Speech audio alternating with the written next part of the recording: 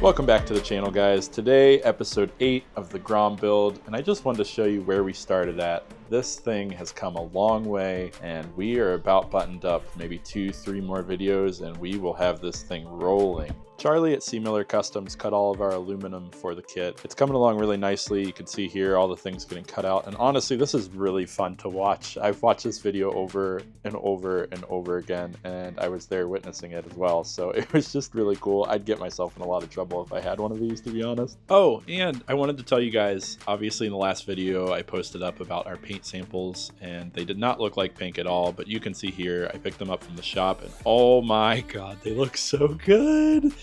Oh, they're gonna look so good. That Porsche fuchsia.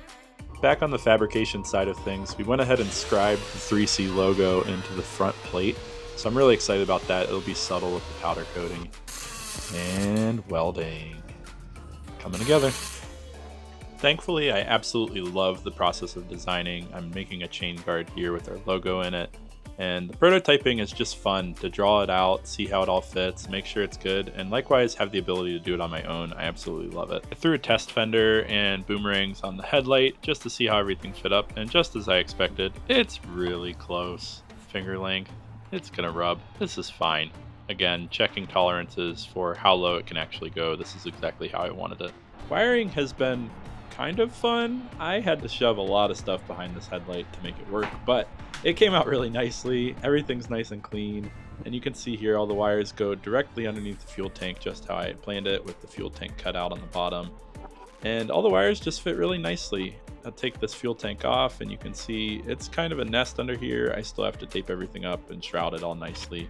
But overall, really happy with how it came out. It's very clean looking.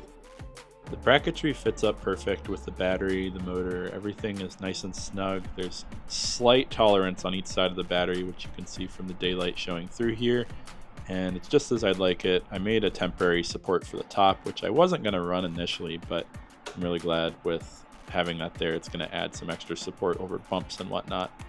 And starting the bike up.